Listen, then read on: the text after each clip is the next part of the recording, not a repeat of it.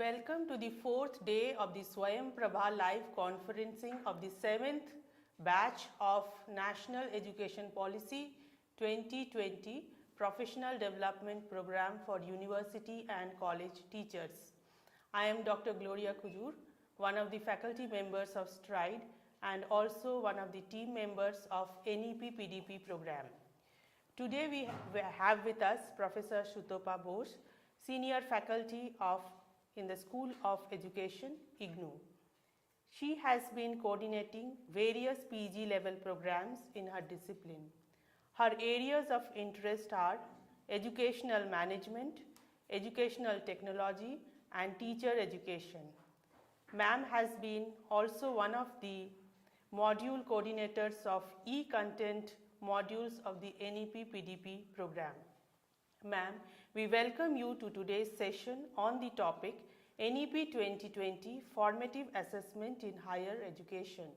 Ma'am, may I now request you to begin your lecture? Thank you, Dr. Gloria.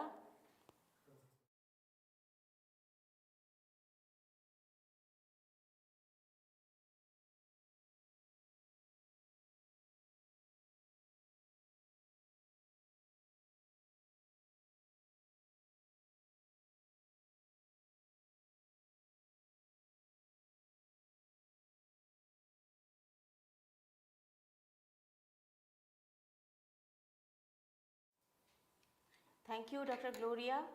I welcome you to this session. सभी को मेरा नमस्कार और हम ये चाहेंगे कि आप हमें खूब सारे सवाल पूछें. We would really welcome the questions that you ask. But before that, let us try to understand what is formative assessment, especially in the context of higher education. As teachers, आप लोग कॉलेजेस में शायद पढ़ाते हैं या universities में या दूसरे एजुकेशन इंस्टीट्यूशंस में आप पढ़ा रहे हैं. You teach. Apart from teaching you also assess. You carry out assessment. But what is assessment? Assessment क्या होता है? क्यों असेस करते हैं आप? Why do you carry out assessment? How do you carry out assessment? And when do you carry out assessment? Have you deliberated on these questions? Have you reflected on these questions? कि आप जब assess करते हैं, क्यों करते हैं, कैसे करते हैं, किस चीज़ का assessment करते हैं और कब करते हैं. तो देखिए कि what is assessment? We will not get into the details of it. That is beyond the scope of this session. पर हाँ, आप लोग पढ़ाने के बाद या पढ़ाते वक्त ज़रूर ध्यान में रखते हैं कि teaching is for ensuring learning. अगर हमने पढ़ाया और लर्निंग नहीं हुआ, we would not be able to say that we have taught. तो हम लोग असेसमेंट इसलिए करते हैं ताकि हमें पता चले कि वेदर हमारा पढ़ाना इफ़ेक्टिव हुआ या नहीं. This is the answer to the question why carry out assessment. How would we know that? Well, you see, we have certain instructional objectives, goals. हमारे कुछ पढ़ाने के उद्देश्य होते हैं जिन्हें आजकल हम लर्निंग आउटकम्स कहते हैं, क्योंकि लर्निंग आउटकम्स वो होते हैं जिनको students would be able to demonstrate after the teacher has taught. There is some difference between instructional objectives, पढ़ाने के उद्देश्य. वो तो मेरे हैं या आपके हैं जब आप पढ़ाते हैं, पर आपके पढ़ाने के बाद आप लर्नर्स से क्या एक्सपेक्ट करते हैं उसे कहते हैं लर्निंग आउटकम्स. जैसे कि इस सेशन के बाद हम ये एक्सपेक्ट करेंगे that you would be able to differentiate between formative assessment and summative assessment, and you would also be aware of the ways to implement formative assessment. Besides that, you would also be able to describe what the NEP requires regarding the assessment procedures. अब बात करते हैं कि when to assess. कब assessment हो? पढ़ाने के बाद, जैसे कि मान लीजिए एक सेमेस्टर पढ़ा लिया और may be after the term ends we have term end examination, or should it be while we teach? Summative assessment is something which is carried out after teaching. It could be term end examination, it could be annual examination, it could be a month end examination. And formative assessment is something which we carry out while teaching. पढ़ाते पढ़ाते जो हम assess करते हैं उसको कहते हैं formative assessment. I will cite one example. Some of us have learned to drive. How did we learn to drive? Well, the person who taught us to drive would sit beside us and would tell us that you carry out this step. After this, you have to stop when the signal goes red and you have to start when the signal goes green. ऐसे हमें बोलते जाते थे, हम करते जाते थे और वो हमारी गलतियों को तभी के तभी सुधारते थे. ऐसा नहीं कि हम अपने आप गाड़ी चलाए या उन्होंने एक लेक्चर दिया, delivered a lecture on how to drive a car, and after that we started driving on a busy street. No, it was not like that. Similarly, what is expected of a teacher is that the teacher should be by the learner के साथ होंगे और जो गलतियां सामने आए उसको तभी के तभी सुधारने हैं. The teacher has to address the gaps in learning, the problems in learning while teaching. This is formative assessment. Form जो करता है, लर्निंग को एक शेप जो देता है. कैसा शेप? जो हमारे लर्निंग आउटकम्स चाहते हैं, बिल्कुल वैसा shape. This helps to develop. This helps the formation. Hence, it is developmental in nature and is known as formative assessment. So, this answers the question when to assess. Now, coming to the NEP stand. NEP क्या चाहते हैं? NEP 2020 क्या कहते हैं assessment के बारे में? NEP 2020 is not at all in favor of summative assessment. Why? That is because you see, assessment and teaching are isolated events. These are two different points on a timeline. हम पढ़ाएंगे, उसके बाद मान लीजिए एक कंसेप्ट को हम पढ़ाएंगे, उसके बाद बाकी काफ़ी सारे कंसेप्ट्स पढ़ाएंगे, 6 महीना हो जाएगा या 1 साल हो जाएगा. After that we will ask students to take tests. So teaching and assessment are isolated, separated in time, successive, एक के बाद दूसरा. तो इससे क्या होता है, जो हमने पढ़ाया उसको बच्चे रट के आ गए. हमारे students would try to learn that by rote, would try to recall what you have taught. आपने जो पढ़ाया उसको वो recall करने की कोशिश करेंगे. And in order to facilitate the recall, what would they do? They would resort to rote learning.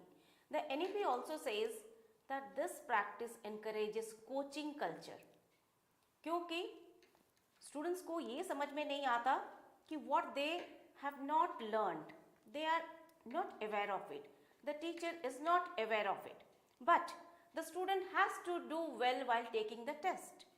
तो वो क्या करते हैं, फिर कोचिंग के पास चले जाते हैं. And this is assessment of learning. क्या सीख के आया है उसकी हम लोग assessment करते हैं. So this is about summative assessment and the NEP strongly discourages it. NEP कहते हैं कि we need to shift towards formative assessment. क्यों? What are the reasons? What does the NEP say? आप लोगों को अब देखिए, NEP has to be implemented. You have to implement it. We have to implement it. तो assessment भी वैसे ही होगा जैसे कि NEP recommend करते हैं. तभी आज का सेशन इम्पॉर्टेंट है कि हम कैसे करें formative assessment. And until and unless we are convinced about the benefits of a process, we would not like to undertake that process. Therefore, we need to understand that why NEP underlines the need for formative assessment. सबसे पहले बात NEP कहते हैं कि early diagnosis हो जाते हैं. Early diagnosis यानी कि अगर कोई प्रॉब्लम है, you know that early diagnosis and interventions at the right time will help to address the problem in a better way. It will prevent the problem from aggravating. अब मान लीजिए कि हम कई बार we go for an eye test to an ophthalmologist. वो सिर्फ test करके छोड़ नहीं देते हैं, वो ये भी बताते हैं कि क्या प्रॉब्लम है और क्या इंटरवेंशन की ज़रूरत है, चश्मा हो, कोई आई ड्रॉप हो या what ever it is. Similarly, when we go to a doctor, the doctor immediately diagnoses the problem and suggests the remedial measures. Similarly, a teacher has to diagnose the problems in learning कि कहाँ पे gap रह गए हैं, क्या सीख नहीं पाए हैं, और उसका निदान तभी के तभी करें. तो इससे क्या होता है, देयर इज टाइमली एक्शन, बिल्कुल टाइम पे, and it is action oriented teaching. Teachers क्या करते हैं कि कैसा एक्शन लेते हैं जो रेमेडियल इन नेचर है. अर्ली डायग्नोसिस हुआ, नेक्स्ट स्टेप इज कि क्या रेमेडी की ज़रूरत है, और रेमेडी कैसे होता है, या तो उन्हें फीडबैक दे दें कि आपको ना असेसमेंट का जो सेल्फ लर्निंग मटेरियल है उसको एक बार और पढ़ने की ज़रूरत है, डिस्कशन फोरम पे आ जाइए, let us discuss what is assessment, what is summative assessment, what is formative assessment, and you will have a better idea about these processes. So this could be a feedback. The feedback is also goal oriented. The learning outcomes would provide the context for the feedback. It's not that कि आपको ये नहीं आता, आपको वो नहीं आता. We would say that we would not be judgmental, but we would be encouraging the student by saying that, well, the learning outcome that you need to demonstrate is to differentiate between formative and summative assessment, and for that you need to have a clear picture of what is summative assessment, what is formative assessment. So let us redo it. तो ये goal oriented feedback होता है, और अगर ज़रूरत पड़े तो हम लोग रीटीच करते हैं. तो देखिए, समेटिव असेसमेंट में what happens is we declare a student as pass और फेल, और someone who has secured first division और second division. That is more of a judgement. यहाँ पे हम लोग स्टूडेंट्स को जज नहीं करते, उनकी लर्निंग को असेस करते हैं, और जहाँ पे हमें कमी नज़र आए वहाँ पे हम इनपुट्स दे देते हैं. This is about formative assessment. Now coming to evidence based revision.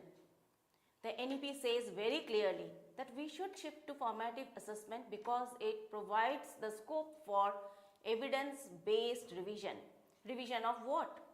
If a student fails during summative assessment, she is supposed to learn again and take another test. But here there is no question of failing a student. हम क्या करते हैं कि we are not assessing what she has learned, but what are the lacunae, what are the gaps, what remains to be learned, and what I as a teacher would like to revise in the inputs that I provide. इसमें assessment students का होता है, judgment teacher अपने आप पे करते हैं. The judgment is not on the student, but the teacher evaluates her inputs and makes changes accordingly. तो इससे क्या होता है, assessment जो है that becomes a tool for optimizing learning. Now coming back to the first point of evidence based revision. हम कैसे revision कर सकते हैं? I will explain this with the help of examples. मान लीजिए कंटेंट, हम जो कंटेंट पढ़ा रहे हैं, क्या जिस लेवल पे पढ़ा रहे हैं, क्या उसके लिए ज़रूरी प्रीवियस नॉलेज स्टूडेंट के पास है? One very simple example from a school level. I am trying to teach multiplication to my students, but they do not know how to add. Would I succeed in teaching multiplication? I want to teach division to my students. They do not know how to subtract. Would I be successful?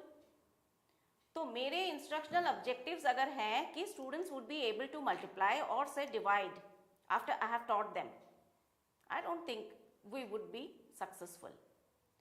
Therefore, I may find that, well, my students are not prepared. They do not have an idea of what is assessment, what is evaluation, what is summative assessment, what is formative assessment. How would they be in a position to differentiate between these two? तो हमें content की ओर ध्यान देना चाहिए कि content का जो हमारा लेवल है वो हमारे स्टूडेंट्स का के हिसाब से है या नहीं. एडिशन का एग्जाम्पल मैंने दिया, कंसेप्ट ऑफ असेसमेंट का भी मैंने दिया एग्जाम्पल। अब देखिए ये रहा content, this was about content, how we can revise the content. You would be aware of the conceptual clarity that your students must possess after you have taught, and accordingly you must decide whether the content that you have been providing was in keeping with their previous knowledge। क्या उसके लिए वो तैयार भी हैं या उसके लिए भी कुछ remedial classes की ज़रूरत पड़ेगी उनको। अब देखिए pedagogy, for example especially for teaching abstract concepts like democratic style of leadership, NEP 2020 says that educational institutions must be governed with a democratic style. Now this is an abstraction. How can I make it concrete? I find that after delivering 1 hour lecture on democratic style of leadership or governance in higher educational institutions, the students have not grasped it. I would need to change maybe the pedagogy. Along with the content that I provide, I would include some cases. The cases, for example, could be that a leader of a higher education institution frequently organizes meetings and collects inputs from the stakeholders, pays heed to what people say and is open to what people say, and sets up committees with representatives from different groups, and while finalizing a document which has a bearing, an implication at a wider level, would put it on the website in order to collect feedback.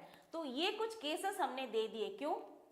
ताकि हमारा जो pedagogy है, maybe that was a lecture based pedagogy, वो strengthen हो जाए। ये cases हमने कब डाले?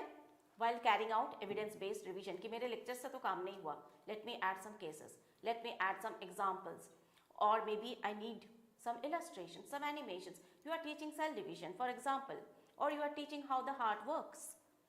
If you can add some animations, it might be the result of an afterthought, बाद में आपको लगा होगा, but it is never too late. You can always change your teaching inputs provided you are assessing formatively. Maybe you would like to have some demonstrations in your class, for example difference between plant cell, animal cell, or evaporation, condensation, some experiments maybe, or how to teach. For that also you may have a demonstration. The medium, ऐसा हो सकता है कि आपने अंग्रेजी में पढ़ा दिया या सिर्फ हिंदी में पढ़ा दिया और उसके बाद maybe the medium is a barrier. You might switch over to bilingual method. कई बार हम लोग बहुत फास्ट पढ़ा जाते हैं, pace matters, we may need to slow down. When do we decide that we need to slow down? When do we decide to switch to bilingual medium? When do we decide that, well, the pedagogy has not been effective, I need to change it? Only when we are carrying out formative assessment. इसीलिए NEP कहते हैं कि evidence based revision, जब हम formative assessment करते हैं तब हमारा रिविजन का जो डिसीजन है that is based on solid evidence. Now there are other arguments as well. Why should we switch over to formative assessment? For instance, nowadays it is said that we must be in a position to promote competencies, competency based instructions. Competency के example जैसे कि differentiation between formative and summative assessment, how to make a blueprint for developing an achievement test, preparing an interview schedule, preparing a questionnaire, or it could be designing instructions. तो हम लोग competencies को पहले ध्यान में रखते हैं कि learning outcomes को competencies से हम relate करते हैं, that after studying the students would be able to demonstrate these competencies. और जब हम पढ़ाते हैं तब हमारा ध्यान रहता है कि ये competencies क्या develop हो रहे हैं. Formatively we can assess and find out, and if required we can change the instructional inputs. इससे क्या होता है? Learners का engagement बढ़ जाता है. क्यों? That is because when we formatively assess, we would be asking questions, we would be asking learners to demonstrate something, we would be asking learners to maybe draw a concept map or carry out an experiment in the lab. When the learners are doing something, only then would we be in a position to assess formatively. So this enhances the engagement level of our learners. Individualize भी हो जाता है. For example, there might be some students in your class who have understood what you are teaching. There could be some, कुछ समझ में आया, कुछ चीज़ें समझ में नहीं आया. There are things which are still not very clear, and there are some who have not understood at all, who haven't grasped आपने क्या पढ़ाया. तो जब हम फॉर्मेटिव असेसमेंट करते हैं, मान लीजिए आपने सवाल पूछे अपने क्लास में, on the basis of the response of the students you can make out whether they have been able to grasp what you have taught. Now instead of blaming the student कि आपको नहीं आता, हमें सोचना है कि हमने ठीक से नहीं पढ़ाया. This is about formative assessment and it individualizes learning कि हर student का जो learning है उसके ऊपर हम focus करते हैं.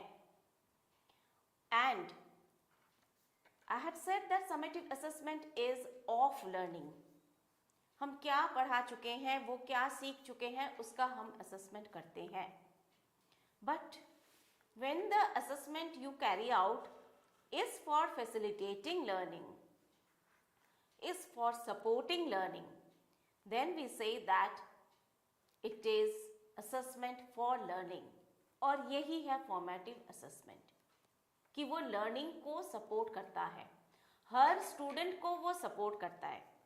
ये नहीं कि जिनको पहले से आता है या those who can perform will perform and those who can't are left behind. No. You can say that no student left behind. This is the underlying principle जो कि formative assessment को गाइड करते हैं. और भी बहुत सारे कारण हैं कि हम क्यों फॉर्मेटिव असेसमेंट की ओर शिफ्ट करें. जैसे कि मैंने पहले ही कहा कि until and unless we are convinced about the benefits of a process, we would not adopt those processes simply because we are asked to do so or because the policy wants us to do that. हम जब समझेंगे कि इसके क्या क्या फ़ायदे हैं, तभी हम उस प्रोसेस को अपनाएंगे. तो देखिए क्या होता है कि जब हम लोग स्टूडेंट्स को ये लगता है कि the teacher is concerned whether I have learned और not, the teacher is working along with me, कि मैं अकेला नहीं लड़ रहा हूँ पढ़ाई के लिए. There is someone who is my teacher is also working with me and we are working towards the attainment of the same goal. That motivates learner. फिर उसको क्या होगा, एग्ज़ाम में फेल तो नहीं होना है, सेकंड डिवीज़न तो नहीं आ जाएगा, थर्ड डिवीज़न तो नहीं आ जाएगा, ये सारी चिंताएं उसको नहीं होगा, क्योंकि उसे पता है the student knows that she is getting the support which is required for doing well in the summative assessment. Term end जो एग्ज़ाम होगा उसके लिए हमारी तैयारी अभी जारी है. तो this motivates, this reduces the level of anxiety and this will also curb attrition. Drop out जिसे कहते हैं कि कई लोग हायर एजुकेशन में भी आते हैं, कुछ दिन क्लास किए, फिर उसके बाद छोड़ देते हैं. There are many factors that underlie attrition, drop out, but not being able to cope up with what is being taught. कि क्या पढ़ाते हैं कुछ समझ में ही नहीं आता, एग्जाम में जाके फेल करने से अच्छा है पहले ही छोड़ दें. Formative assessment can help us to address this problem of students dropping out from our courses. तो इसके लिए हमें क्या करना है कि हमें लर्निंग को सपोर्ट करना है और हमें इंस्ट्रक्शंस में एडजस्टमेंट्स करने पड़ेंगे. As I said, I'm going to repeat it that this calls for revision of inputs that the teacher is providing. हमें अपने आप को evaluate करना है.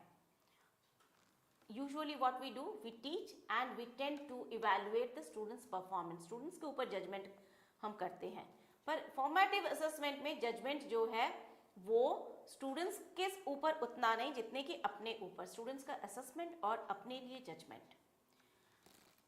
फिर जैसे कि मैंने कहा कि मान लीजिए आपको इंस्ट्रक्शनल एडजस्टमेंट्स अगर करने हैं तो हो सकता है कि not only for lectures, supposing you have assigned a project कि आप अपनी कम्युनिटी में या कुछ कम्युनिटीज़ में आप पता कर लीजिए where your educational institution is located, the percentage of teenagers who have dropped out or percentage of young people who have dropped out from higher education institutions.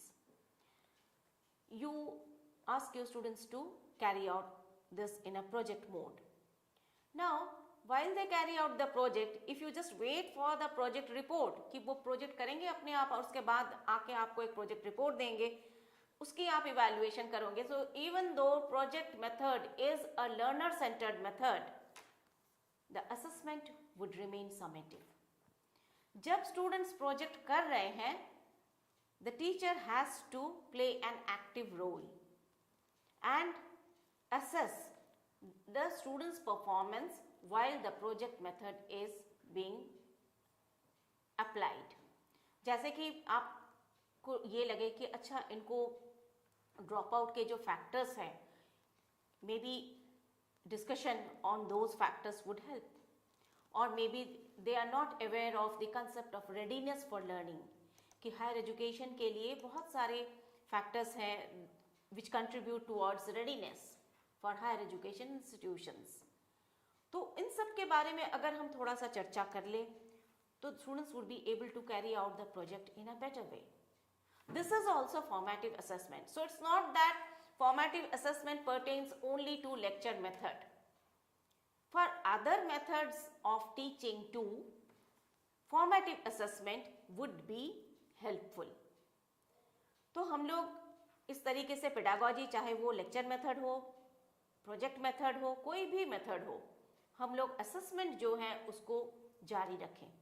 Content के बारे में मैंने अभी एग्जाम्पल दिए कि जैसे कि उनको पता ही नहीं है कि what are the factors that commonly lead to drop out, what is readiness. तो इसके बारे में जब हम चर्चा करते हैं, we are providing them with content which would help them to carry out the project in a better way. The pace, I have already said that the pace should not be too fast और not neither too fast nor too slow, but should be such that the students are able to cope up with it for learning effectively. तो हम लोग कई बार क्या करते हैं कि additional content दे देते हैं about which we had not thought of earlier. In this case, the causes of dropout, what would be the reasons for dropout or not having the readiness for it. तो ये जो content which we have provided as an afterthought, that is because we have revised our instructional inputs. तो formative assessment करते वक्त आपको ये ध्यान में रखना चाहिए कि we cannot have a fixed lesson plan in advance. We cannot have fixed instructional objectives in advance. Learning outcomes हमारे fixed हैं, पर हमारे पढ़ाने के जो उद्देश्य है उसमें थोड़ा बहुत फ्लेक्सिबिलिटी हमें रखना पड़ेगा. क्योंकि अगर स्टूडेंट्स का रेडीनेस ही नहीं है, मान लीजिए मल्टीप्लिकेशन का, तो हो सकता है कि हमें कुछ रेमेडियल क्लासेस लेने पड़े to teach addition. This is just one example. Now we can say that formative assessment helps to close the gap between the current level of knowledge and understanding with what is expected. The expected level आपने पहले से decide कर लिए कि हमारे learners को इन competencies को master करने हैं and they have to demonstrate these competencies. What are they capable of doing now and how far are they from the position that would allow them to demonstrate the learning outcomes. तो ये जो इसको कहते हैं learning gap, कि आप उनसे चाहते क्या हैं और वो क्या कर पा रहे हैं. What you expect them to do after you have taught and what they are capable of doing right now. इन दोनों के बीच में कितना अंतर है, कैसे उसको आप भरोगे, how would you fill that gap. And for filling that gap, again revision of the instructional inputs. इससे क्या होगा, हमारे जो गोल्स हैं टीचिंग लर्निंग के, the likelihood of attaining the goals would be much higher. This is the greatest benefit of switching over to formative assessment.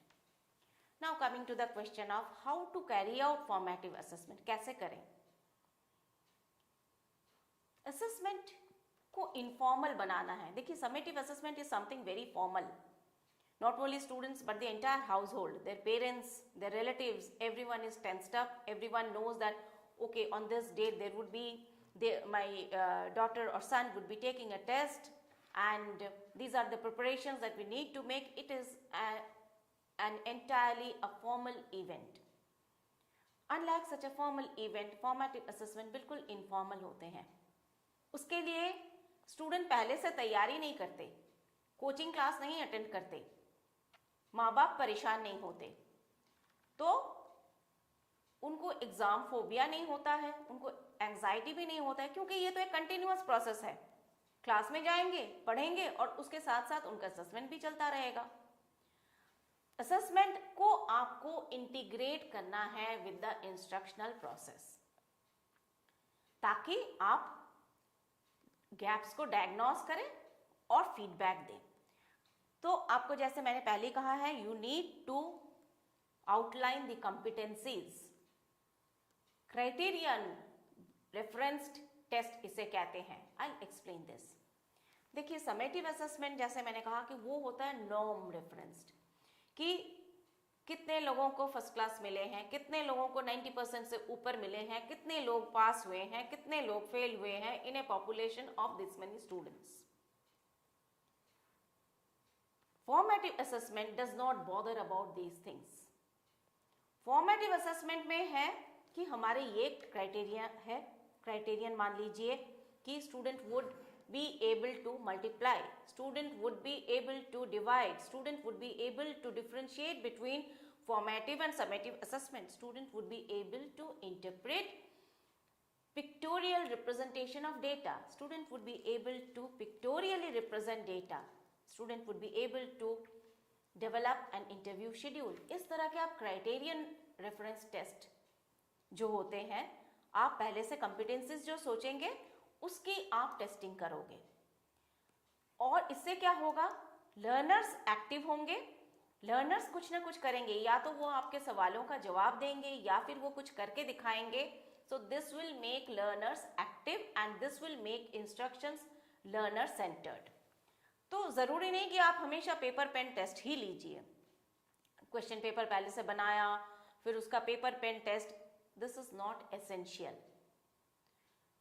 Interaction, discussion, question answer sessions, these tools are essential as well as crucial for carrying out formative assessment in an informal way on a day-to-day basis। आपको कोई तैयारी की जरूरत नहीं है, आप पढ़ाते पढ़ाते सवाल पूछिए, डिस्कस करिए, इंटरैक्ट करने दीजिए स्टूडेंट्स को। जब स्टूडेंट्स बोलेंगे, when people speak, you understand about their understanding। ये तो हम अपनी जिंदगी में भी we know that the best way to understand a person is to allow him or her to speak। तो क्लासरूम में भी यही है, जब आपने क्या पढ़ाया उसके ऊपर अगर बोलने का आप मौका देंगे तो फॉर्मेटिवली आप असेस करेंगे कि वो किस हद तक आपने जो पढ़ाया उसको वो ग्रास्प किए हैं। There could be seminars, projects, but again don't wait for the project report submission. उसके पहले जब वो प्रोजेक्ट कर रहे हैं, be involved with the students. हमें उनके साथ साथ प्रोजेक्ट में काम करना है ताकि हर स्टेप में फॉर्मेटिवली असेस करें। इसके अलावा देखिए, आप कहेंगे कितना टाइम कहाँ है कि हर स्टूडेंट से हम क्या समझे हैं उस to get a narrative from each and every student. Maybe you have 40 or 50 students in your class. How would I accommodate so many students' responses within the time which is allotted to me? बिल्कुल सही है। आप क्या कर सकते हैं? You can assign teamwork. You can ask them to draw as a team a concept map. आप उन टीम्स के साथ रहिए, देखिए किसका क्या इनपुट है। एक कंसेप्ट मैप जब वो बना रहे हैं तब उस कंसेप्ट की क्लैरिटी आपके पकड़ में आएगा कि whether or not they have understood the concept and the linkages within the sub themes of the theme they are trying to depict through a concept map. You can ask them to make a flow chart.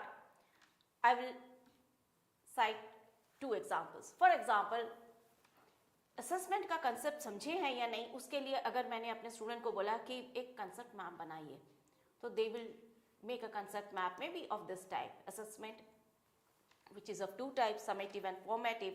Summative assessment is usually term and examination. Formative assessment can be carried out through several means. Two of these are depicted here. What I can make out is that whether when they prepare this concept map, whether they have understood the concept thoroughly, and second, whether they have been able to work out the linkages, the relations among the sub themes. तो इसकी भी समझ देखिए, एक concept map अगर किसी team ने बनाया, आपके क्लास को अगर आपने 4-5 टीम्स में, if you divide and ask them to prepare a concept map, and of course you have to be with them while they work on this, you can make out. Second, this is a flow chart, a sort of a flow chart, कि research के लिए कुछ steps कि आप कैसे research शुरू करोगे. एक रिसर्च प्रपोजल आपके स्टूडेंट्स को बनाना है. What would be the beginning point? They would begin with a review of related literature. After that, that would help them to formulate objectives on the basis of the gap in research. फिर उसके बाद वो एक method को select करते हैं. फिर उसके बाद उस मेथड के वेरियस एस्पेक्ट्स के बारे में सोचेंगे. फिर data collection, data analysis.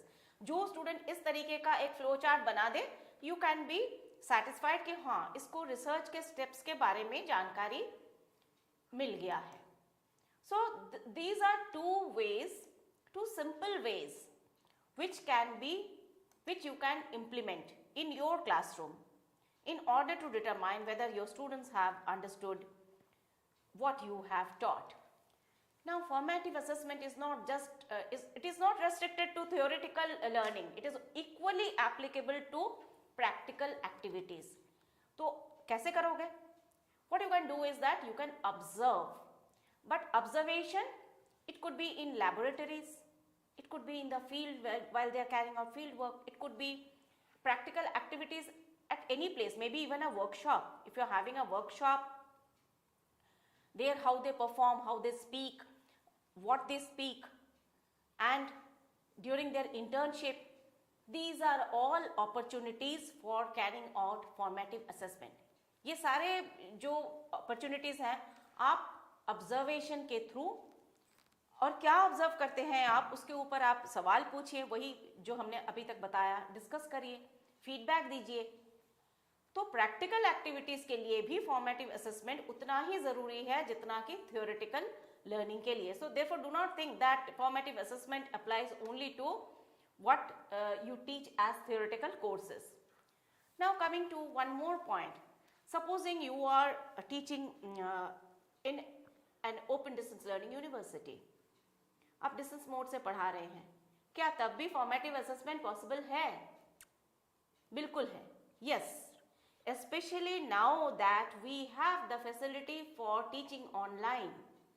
If you have an LMS or any other system that allows a discussion forum, तो आप डिस्कशन फोरम का यूज कर सकते हैं. डिस्कशन फोरम का आप जितना यूज करेंगे तो आपको, and you have to encourage your students to participate in the discussion forum. ऐसा भी आप कर सकते हैं, because it is very difficult to draw students into the discussion forum activities. वो कई students होते हैं shy, कई students वैसे ही पार्टिसिपेट करना नहीं चाहेंगे, जैसे क्लासरूम में होता है वैसे ही डिस्टेंस एजुकेशन में भी है. इंसेंटिवाइज इट, इंसेंटिव्स रखिए. क्या इंसेंटिव? कि if you want to pass this course, if you want to complete this course, you must participate in the discussion forum at least thrice in a week. इस तरह का कुछ अगर आप incentivize करेंगे, you can draw your students who are shy of participating into discussion, and the discussion that you carry out would be the means of formative assessment, because the discussion, you would perhaps initiate the discussion, but it's also quite okay if the students are initiating discussions on the theme that you are teaching. You can make out who has learned what, and who has learned to what extent, and accordingly you can provide the inputs. And you must encourage your students to question. There could be situations when many students are asking the same question. This reflects that as a teacher I have not taught that content well, effectively. तभी ये हो रहा है कि बहुत students को वही वाली चीज समझ में नहीं आया. Allowing students the opportunity to question is a good way of implementing formative assessment in higher education. इसके अलावा असाइनमेंट्स भी होते हैं, पर असाइनमेंट्स तभी यूजफुल होंगे जब उसके फीडबैक स्टूडेंट्स तक पहुंचे. पर्सनल कॉन्टैक्ट प्रोग्राम्स भी हो सकते हैं, डिस्टेंस एजुकेशन मोड में भी होते हैं, वो कई बार फेस टू फेस होते हैं, कई बार वो ऑनलाइन भी आजकल हो रहे हैं. तो उसमें भी जो स्टूडेंट्स जो एक्टिविटीज कर रहे हैं पर्सनल कॉन्टैक्ट प्रोग्राम में, मान लीजिए उन्होंने कोई आर्टिफैक्ट बनाया, for example a research proposal और मे be a blueprint for preparing an achievement test, तो आप उसकी भी फॉर्मेटिवली असेस कर सकते हैं. तो हम ये कह सकते हैं कि NEP underscores the need for shifting to formative assessment from summative assessment. It recommends that we as teachers of higher education institutions must rely more on formative assessment. It spells out the benefits. The benefits are many, and I can only summarize by saying that this supports learning.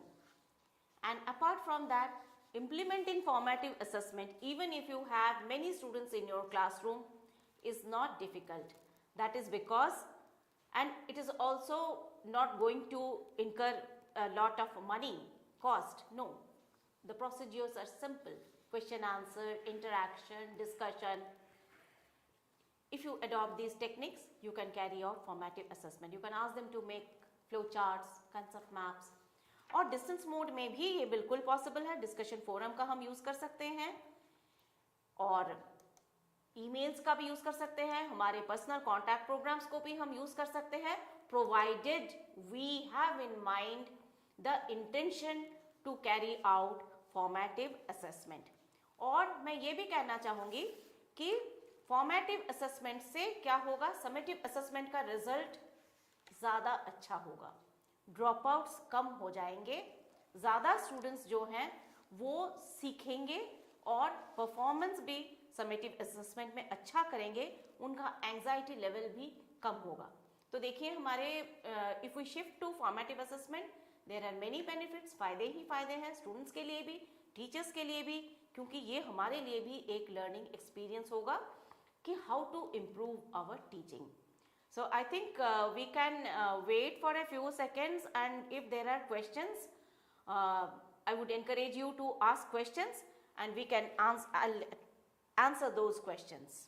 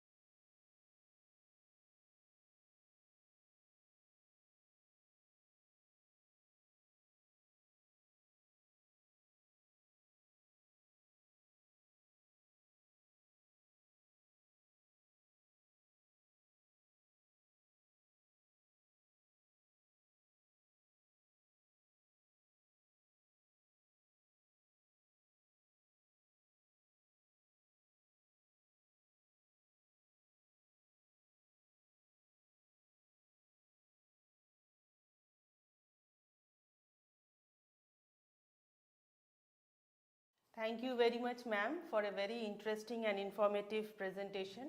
I hope our viewers have greatly benefited from your lecture. We have received quite a few questions. The first question is, how teachers can be made aware of the formative assessment strategies as per NEP 2020? Well, the answer is quite simple.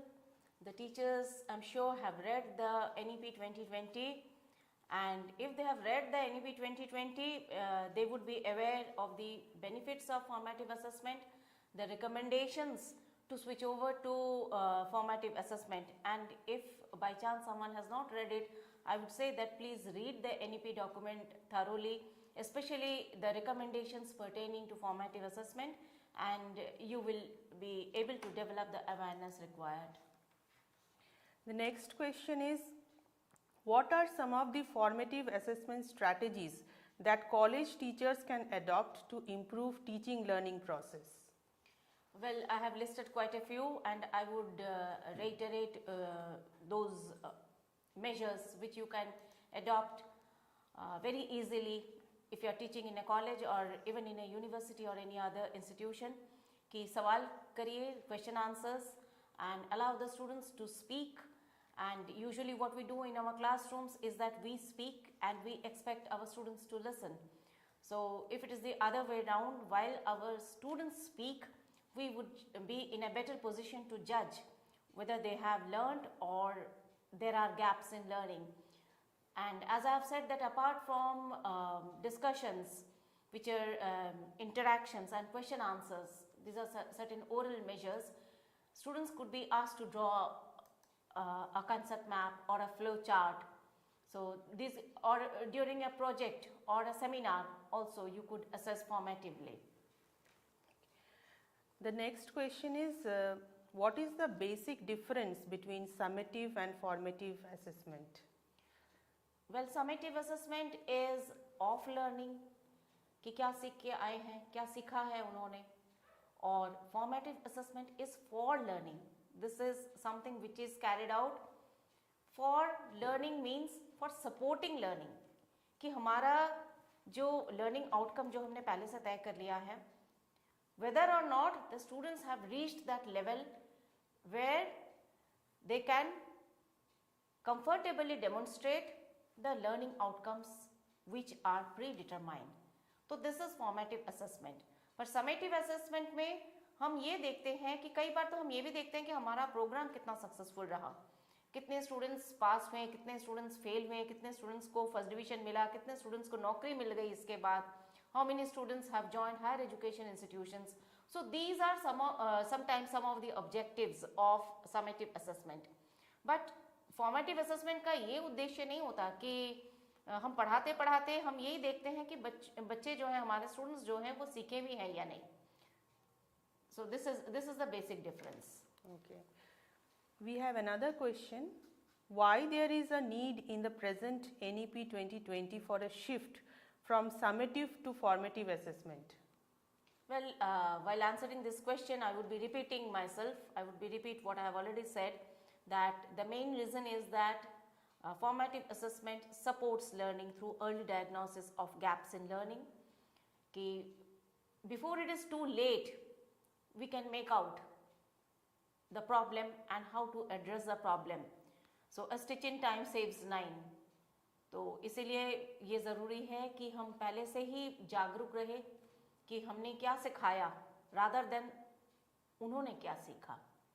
So this is the benefit of switching over to formative assessment. Okay. Next question is, how often can formative assessment be carried out for betterment of teaching learning process? Well, if you have a formula for it, जैसे हुआ भी था कुछ साल पहले कि 2 formative assessment होंगे, 2 summative assessment होंगे. When we prescribe a formula, when we prescribe how many times a teacher is going to hold formative assessment, it no longer remains formative in nature. It turns into summative assessment. कितने बार formative assessment हो, this will depend on the needs arising, emerging from the teaching learning situation. एक teacher ही तय कर सकते हैं कि वो कितनी बार फॉर्मेटिव असेसमेंट करेंगे. जैसे कि मैंने I started this lecture at the very outset. I had said that just think of the situation when you had learn to drive. आपके बगल में जो वो बैठे हुए थे, उन्होंने कितनी बार करेक्ट करना है आपको, वो पहले से वो सोच के नहीं आए थे कि आज जब वो गाड़ी चलाएंगे while she is driving on a street, I'm going to correct her 5 times or 10 times. जब जब जरूरत पड़ी तब तब उन्होंने अपना फीडबैक दिया, तब तब उन्होंने अपना इनपुट दिया. तो formative assessment can never be prescriptive. It should be left to the teacher. A teacher should have the autonomy to carry out formative assessment as per the needs emerging from the instructional processes. Next question is, how formative assessment would improve the students' self-motivation? ये बहुत ही अच्छा question है. देखिए, हम लोग सब exam से डरते हैं.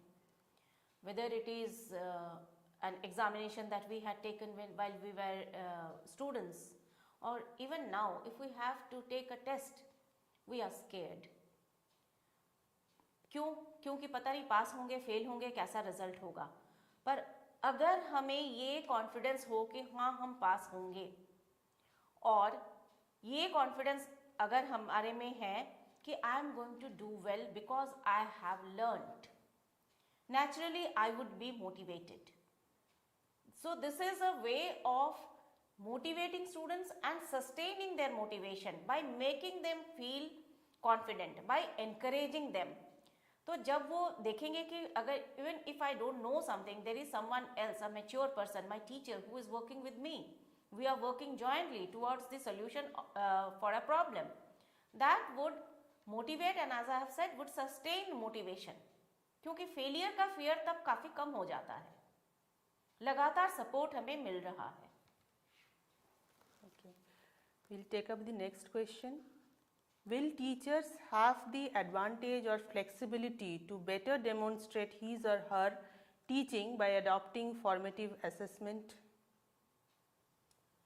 Will teachers, could you please repeat the question? Will teachers have the advantage or flexibility to better demonstrate his or her teaching by adopting formative assessment?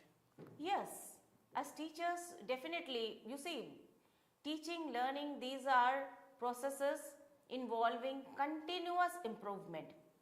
कोई ये नहीं कह सकते कि मैंने आज जो पढ़ाया उसके बाद इम्प्रूवमेंट का कोई स्कोप ही नहीं है. ऐसा नहीं है.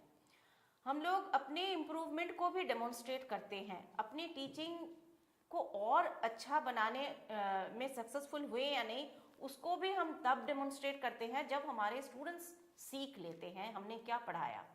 Therefore, formative assessment does provide the teacher with the opportunity to demonstrate the improvements she has made in the instructional process.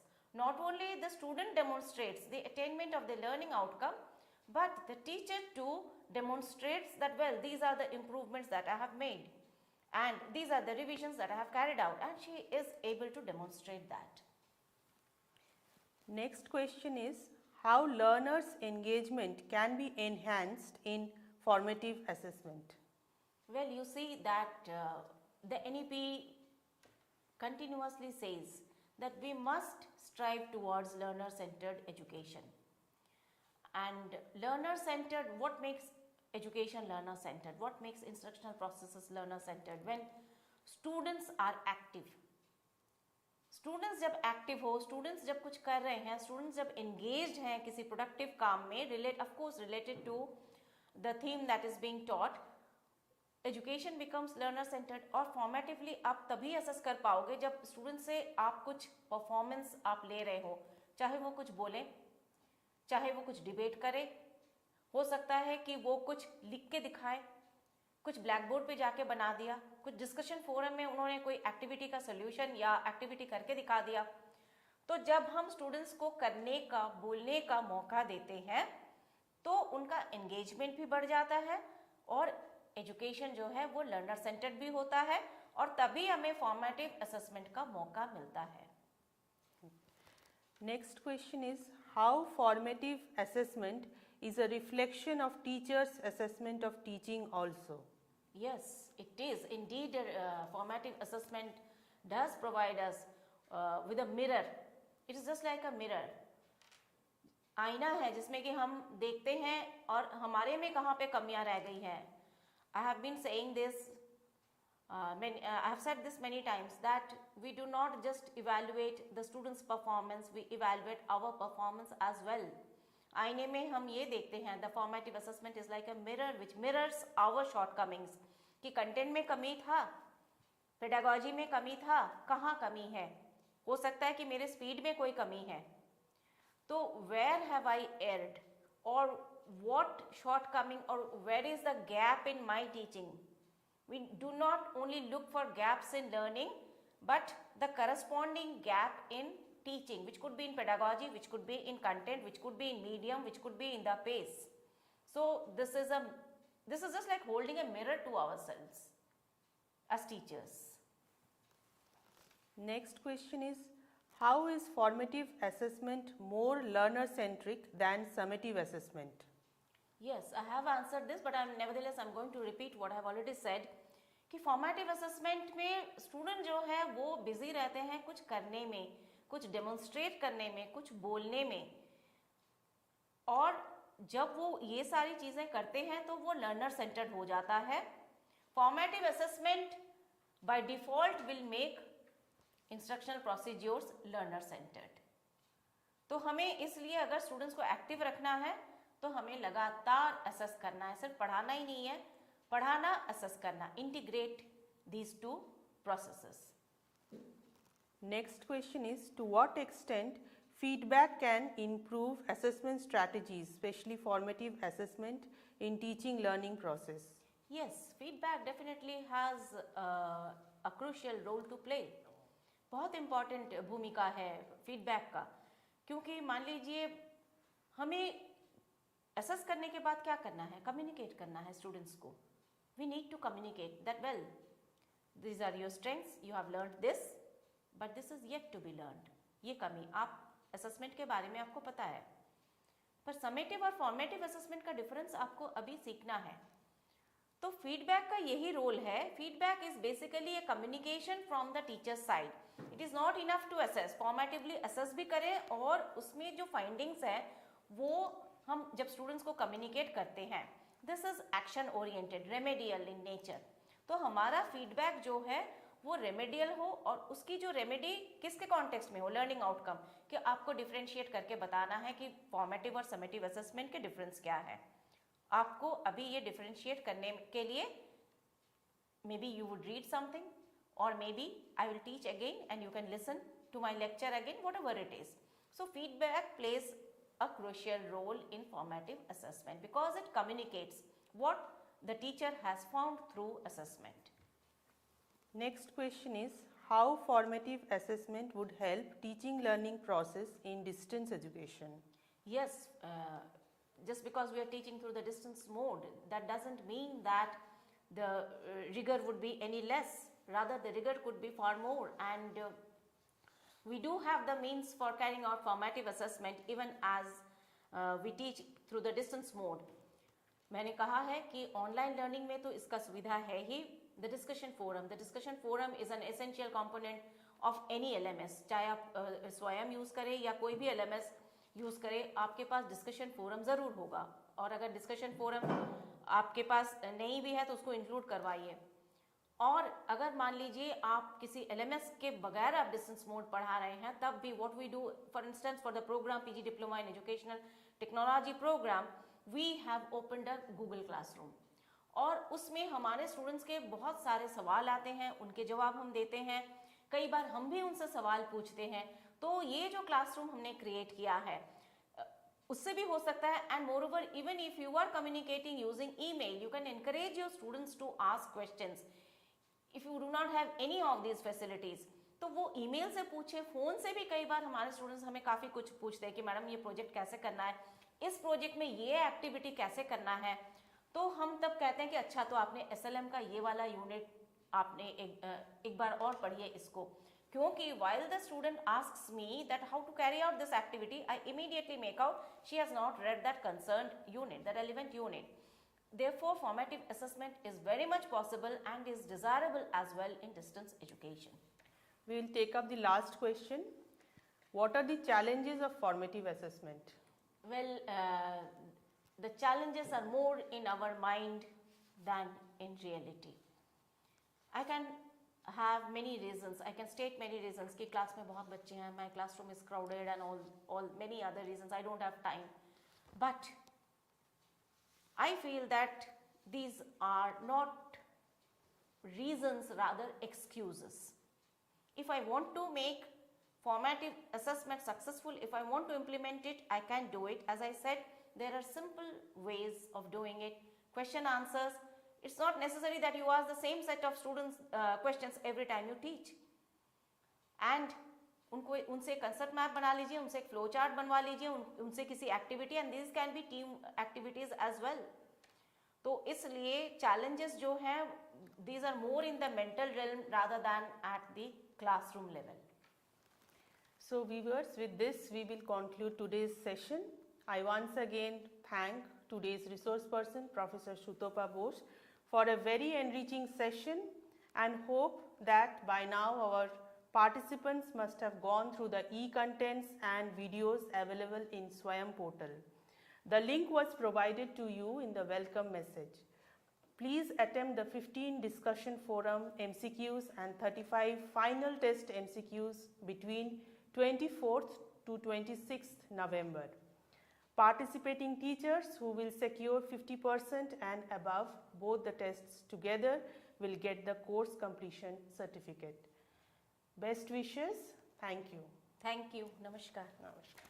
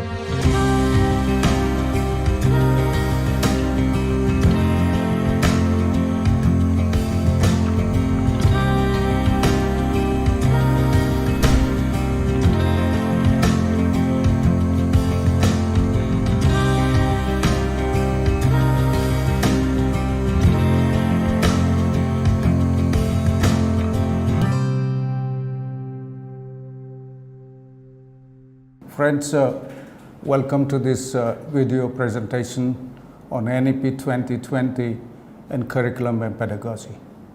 We as teachers, we all have been teaching all through our career. We have been doing our curriculum course design in certain ways, and we have been taking care of teaching learning, whether we are teaching face-to-face, online, blended, and otherwise also. NEP 2020 stipulates some of the very innovative ways of doing things, and I will highlight some of them, and therefore it takes care of the holistic and multidisciplinary perspective that NEP has been talking about.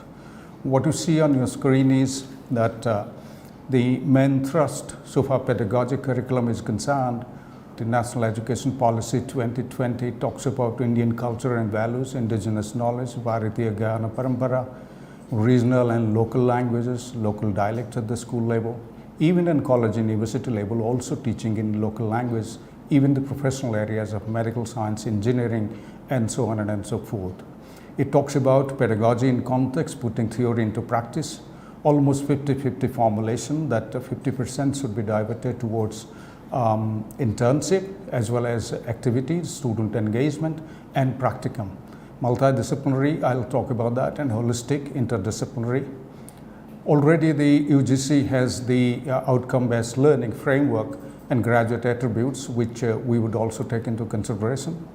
Accreditation of prior learning insofar as skill development is concerned, and transferring the skills or the credits for the skills with evidences available towards putting in more credits and giving exemption to those credits and take towards a certificate, diploma, or degree. Skilling and employability is the major issue, which is an integral part of teaching learning process and curriculum in NEP 2020.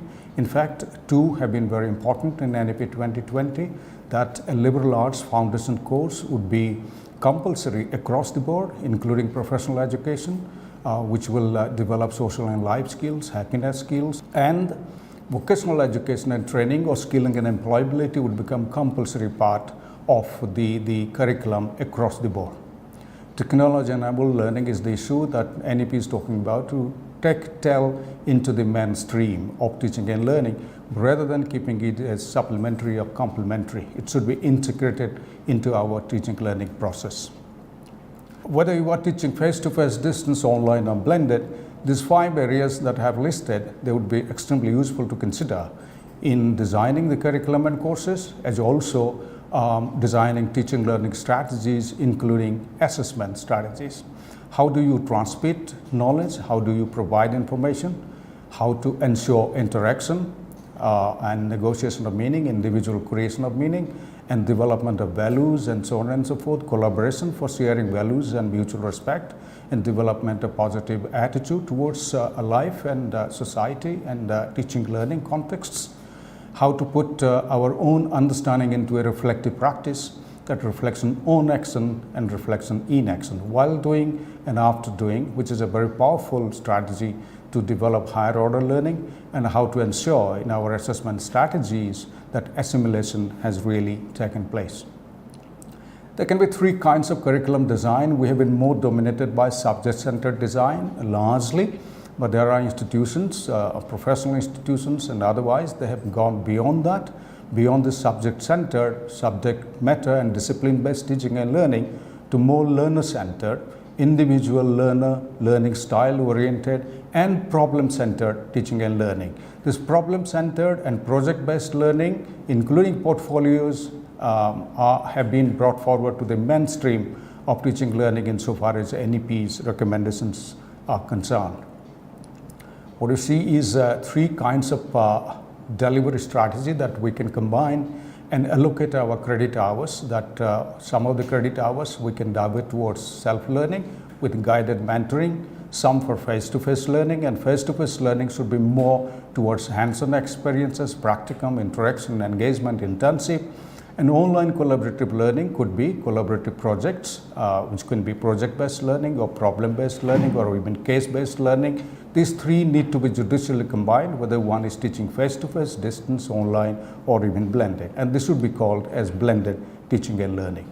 Now, a holistic curriculum that the NEP is proposing, that it is proposing a flexible curricular structures that you see on your screen, which will integrate the STEAM, science, technology, engineering, art and mathematics, industry, academia linkages insofar as skill development courses are concerned, multiple entry and exit, and the 4-year undergraduate program, which is under deliberation under higher education, National Higher Education Qualifications Framework, talk about multiple entry and exit after 1 year, certificate, 40 credits, 2 years diploma, 3 years an undergraduate and 4 years an undergraduate with honors, and it can lead to a 2 years master's or 1 year master, and then the PhD program. Community engagement and service to form compulsory part of the curriculum exercise.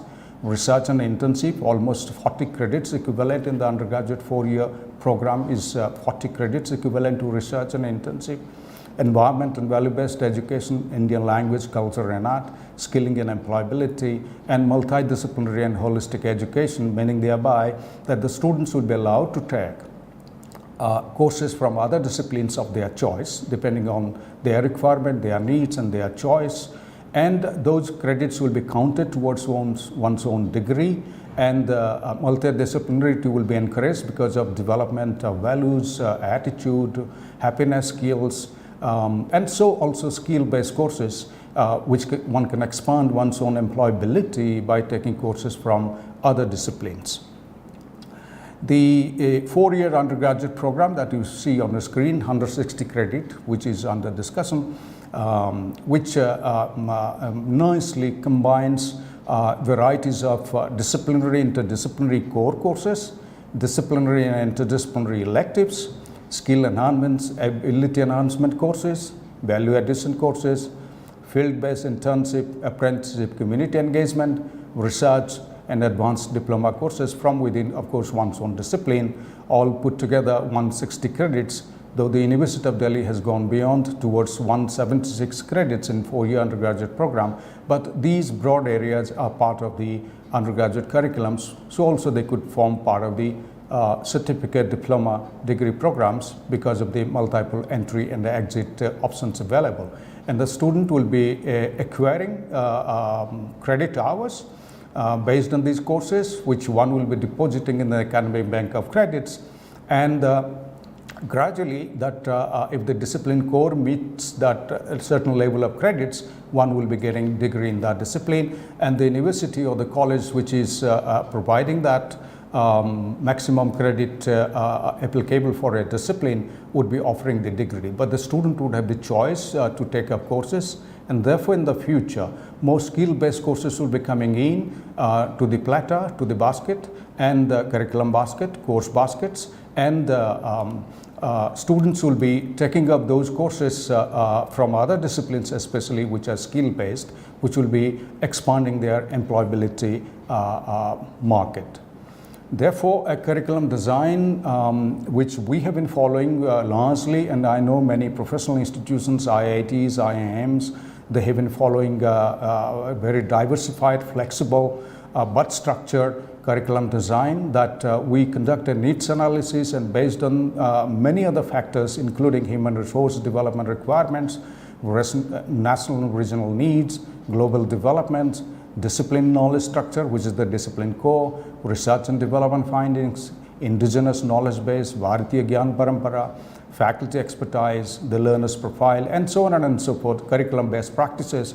All these lead towards a concept mapping of the program or the courses, and which we call as a curriculum blueprint. And the curriculum blueprint is translated into learning outcomes, and learning outcomes are associated with the learning activities, including apprenticeship, that the students will be undertaking to meet those learning outcomes, and we have to develop assessment rubrics that the NEP is talking about, very diversified, expanded assessment rubric strategies that should meet the learning outcomes vis-a-vis those activities. In between, we provide resources, we undertake teaching and learning, bring in media and technology. So therefore, the discipline, the skill areas that the NEP is talking about, broadly I have listed as discipline skills, employability skills, social and life and happiness skills, self-regulated and metacognitive learning skills, technology skills or digital literacy, and learning to learn skills. 21st century skills they've been talking about. The NEP has talked about extensively on 21st century skills, which are basically communication skills, independent learning skills, thinking skills, critical problem solving, creativity, responsibility and ethical skills, leadership skills, digital skills, knowledge management skills, and as I said, self-directed learning, metacognitive skills, self-regulated learning skills, including happiness skills. So therefore, we need to find out the relationship between the curriculum mapping, concept mapping, 1, 2, the graduate attributes and learning outcomes derived from that, 3, the learning activities that we need to engage, design and therefore engage students with, including internship, which will carry forward or achieve the learning outcomes, and we have to develop authentic task and authentic assessment strategies or rubric which will assess those learning outcomes. So therefore, we need to integrate between learning outcomes, activities and assessment. Learning outcome 1, activities assessment. Learning outcome 2, activities assessment. This is possible across any discipline, whether one is teaching language, literature, whether one is teaching professional education or social sciences or management or education, or even community development programs. So we need to take here is an example matrix in front of you. We can take up help of any other matrix that you know, which doesn't matter, but what is important is that there must be a mapping of the courses and the modules and the units, their learning outcomes, the credit hours, activities and assignments which are associated with that course or the module, learning support that will be provided, the learning resources, print, audio, video and face-to-face interaction, and the assessment rubric. Once we are clear about this matrix, it will be very easy for us to bring in multidisciplinary and interdisciplinary and skilling and employability into this with multiple entry and exit options available. The resources that we could consider, there are many resources available in this country. There are also MOOCs available elsewhere that one can take up also MOOCs to study, but those should be recognized by the statutory bodies of one's own institution. For instance, the MOOC courses resources that are available is the best and the largest is the SWOEM platform with a 4-quadrant approach, as you must be familiar with. And the Class Central, which is a nodal agency, international agency, lists that almost 10 million students have been registered in SWOEM, though the highest has been Coursera with 45 million in 2021, and more than 154 universities have accepted credit transfer for courses offered through SWOEM. And now it must have increased in 2022 because this is 2021 data. NPTEL, National Program for Technology-Enabled Learning, which is a consortium of 7 Indian Institute of Technology, which in fact NPTEL is a part of the SWOEM program, that the video-based programs, courses are being offered through SWOEM platform. And the instructional videos in engineering and related subject areas are available, and many have been using this. And so you can also use these vis-a-vis your students for ourselves to study as teachers and for students also to recommend. It will be nice that if these courses or these modules are integrated into your course structure and curriculum structure. The UGC has already allowed up to 40% credit hours, which one can take from SWOEM and other courses, and get credit transfer to one's own certificate, diploma or degree, especially degree programs, and 60% one can provide through classroom teaching or online or distance learning, which will be leading to a degree. And AICTE has developed more than 3,000 virtual internships which are free of cost, which one can also tap into. There is a MOOC kit which is created by IIT Kanpur in 2012, ARC4 Cloud certification, and this is in collaboration with IIT Ropar, which is available in 6 languages. There's an IIT BEX created by IIT Mumbai or Bombay in 2014 by integrating Drupal 8 and OpenEdX. And this has got 4 kinds of MOOCs available which you can use: Edu MOOCs, Skill MOOCs, Tech MOOCs, and Live MOOCs. IIT Bangalore has created in 2014 which is called IIMBX. It offers MOOCs courses in various areas of management sciences.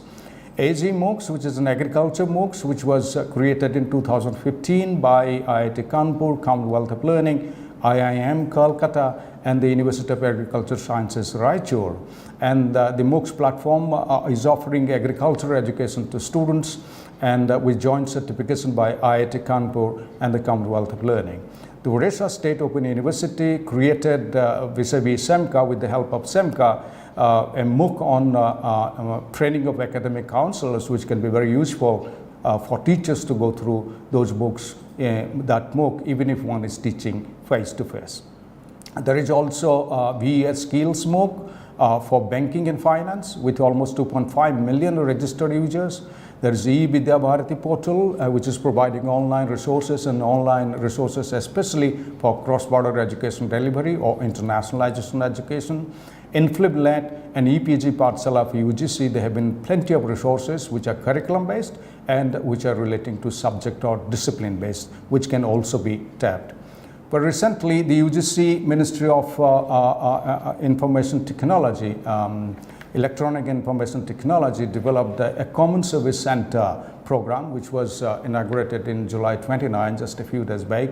And these are online resources for rural areas.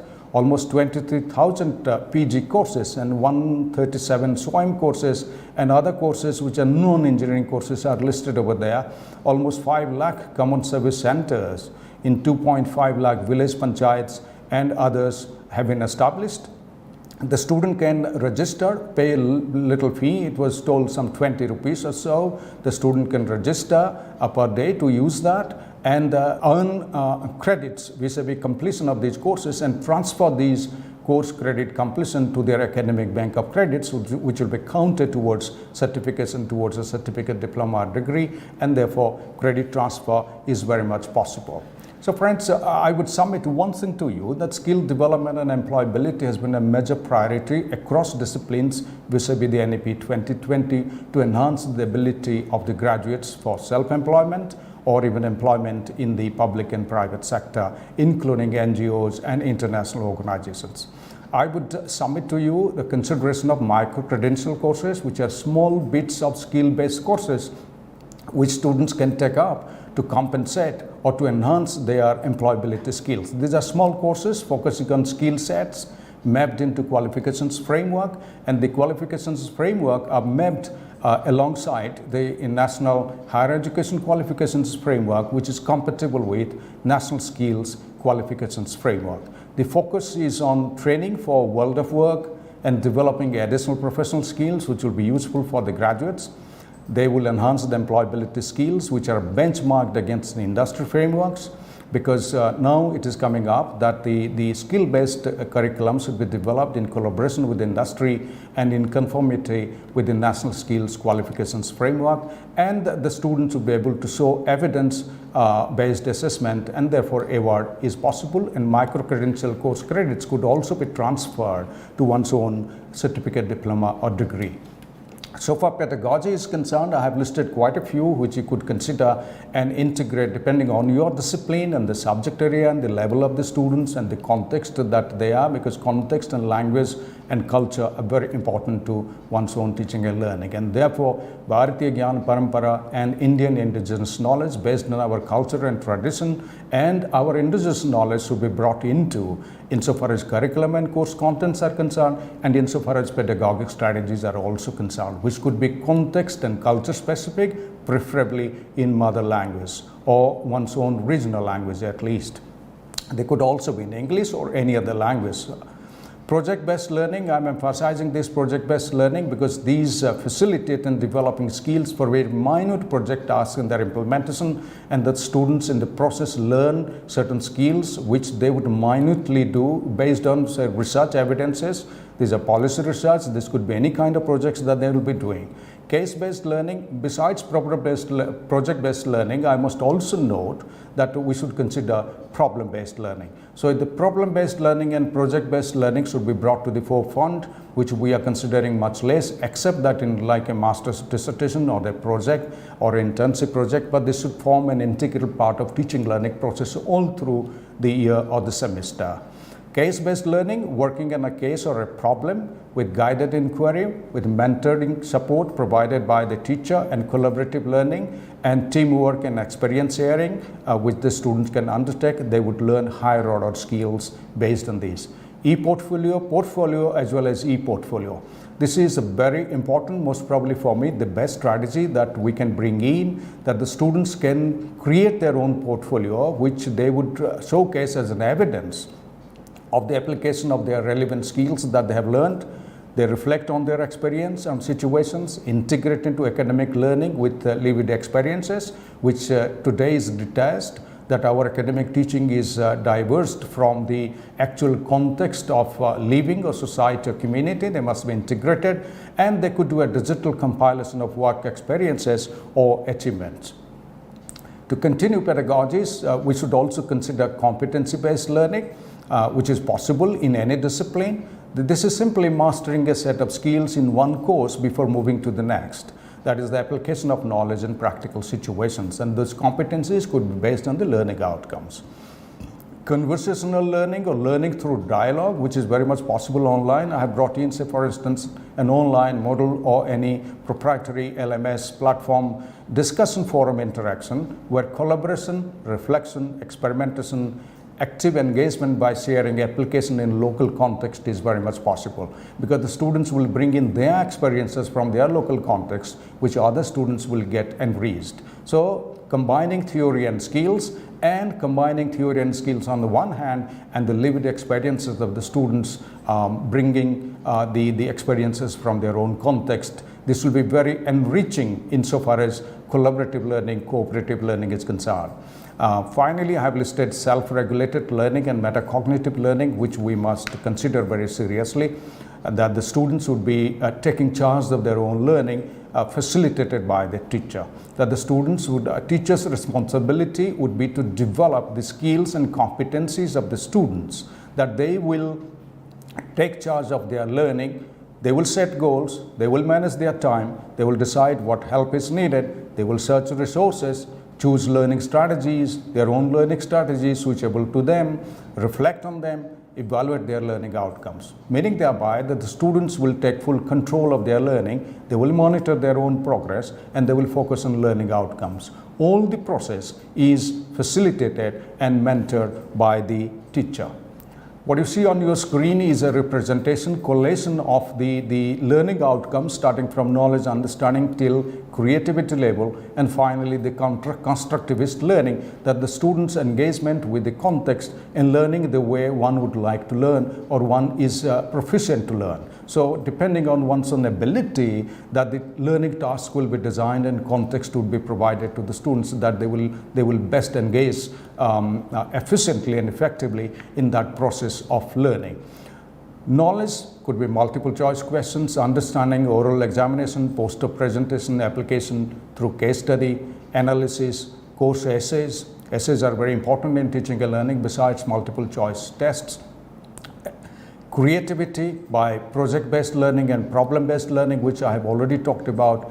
And constructivist learning, for me, would be best possible. In fact, the research says it is best possible through developing portfolios, including e-portfolios. So finally, to conclude, friends, that I will spend a few seconds on portfolios, different kinds of portfolios that we can bring forward to our learning, including school level learning as well as college and university learning across the board, social sciences, humanities, commerce and management, and education, other community development courses, so also professional courses of engineering, medicine, pharmacy, and so on, and architecture. Developmental portfolios, which are very much subject specific portfolios.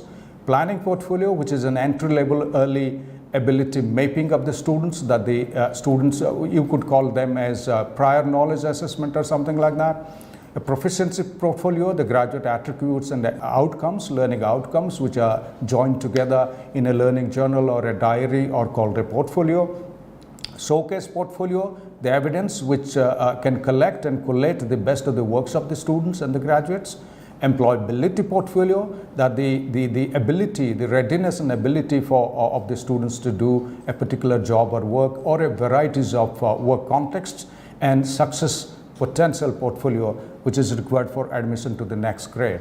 So friends, to conclude what I have said very briefly in this program, I have highlighted that we need to reconsider and qualitatively enhance our curriculum and course design and our pedagogies that will be used in translating courses into action, engaging students more, reflecting on their engagement, facilitating students to reflect on their engagement, and bring in more multidisciplinary courses, especially skill-based courses from other disciplines, even knowledge-based courses from other disciplines, value-based courses from other disciplines that the students would like to take up. And we should also design in such a way multiple entry and exit is possible. There are plenty of resources, some of them important that I have quoted over here, mentioned here, that the students need to be engaged with, and teachers need to bring those resources and build those resources into their teaching and learning within the classroom or even outside the classroom or at a distance or online and blended learning. And finally, I must submit to you that it needs a holistic planning of curriculum and course design for the holistic development of the students. I hope that you found this useful. You must read the NEP more, and some of the good practices that are coming up from different institutions from time to time to ensure that we are very much at what exactly we need to do insofar as our own curriculum design and pedagogic design and teaching learning is concerned. Thank you very much.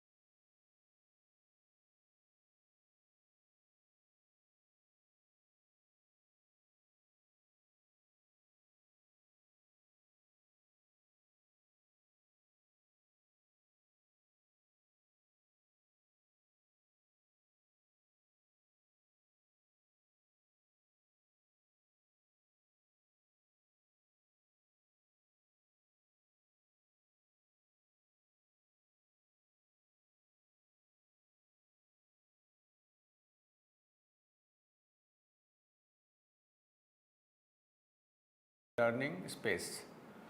For me, I am currently working as director of this institute, which you could see from this visual, and this was one of the first inter-university center to look at the fundamental question that what is the building block of matter. So this is one such center which started exploring the possibilities in nuclear sciences, but later on we realized that this can be used for multi-dimensional aspects, and now the name of this center is changed to Inter-University Accelerator Center. So when I talk about the evolution of Indian higher education, if you go back to the 5th or 6th century to 5th century AD, there was Takshila, and this Takshila was established in Gandhar, which is now in Pakistan. The Vedas and also the 18 arts, which included skills such as archery, hunting and elephant lore, they were taught in these school of learnings, law schools, medical school and school of military science. The Ayurvedic healer Charak, he studied at Takshila. Arthashastra by Chanakya, Kautilya was also composed at Takshila. It is not me, but you can see it from Wikipedia. The University of Nalanda, which was during the 5th century to 12th century in India, it has the greatest achievement of ancient period in the field of education. It was one of the world's first residential universities, and about 10,000 students, 2,000 teachers, they were on the campus, and the faculty student ratio is unimaginable. It was 1:5. The library was a 9-storied building, and meticulous copies of texts were produced and preserved in this library. Students in those days, they studied science, astronomy, medicine and logic. as diligently as they applied themselves to metaphysics, philosophy, Sankhya, Yoga Shastra, the Vedas, and the scriptures of Buddhism. Likewise, they also studied the foreign policy philosophy, transcending the ethnic and national boundaries, and because of that, that seat of learning attracted pupils and scholars from Korea, Japan, China, Tibet, Indonesia, Persia, Turkey, and other parts of the globe. Nalanda represents the concept of university of the ancient period, and somehow we missed. Very recently, when we started setting up the modern universities, after a large gap of 600 years, when this Nalanda University was destroyed, or you can say after the University of Bologna in Italy in 1088, after 769 years, we started setting up the seat of learnings, the modern universities, Bombay, Calcutta, Madras, and they were all founded in 1857. And then the fourth modern university, University of Allahabad, it was set up in 1887. And I am proud alumnus of this university, which was known as Oxford of the East. These universities, they began as a purely examining bodies, and the territorial jurisdiction extended to large number of territory. And later on, Indian Universities Commission was appointed in 1902, and the Indian Universities Act was passed in 1904. For example, University of Allahabad, it was under central governance, then it became state university, and again it has been reincorporated at central university.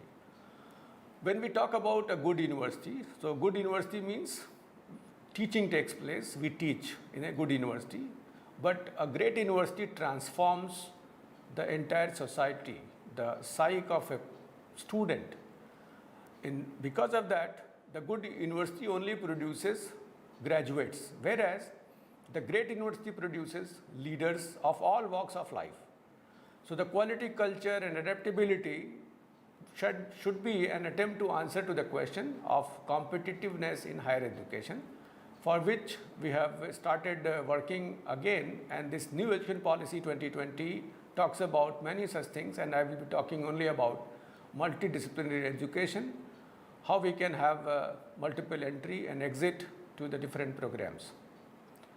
Before that, why this multidisciplinarity is important, I will let you know that this is called a dawn of knowledge era, in which the science and technology has developed in such a manner that we can see the unparalleled economic growth, because of which there is a globalization, there is a competition, innovation, and also simultaneously you can see uncontrolled exploitation of Earth's resources.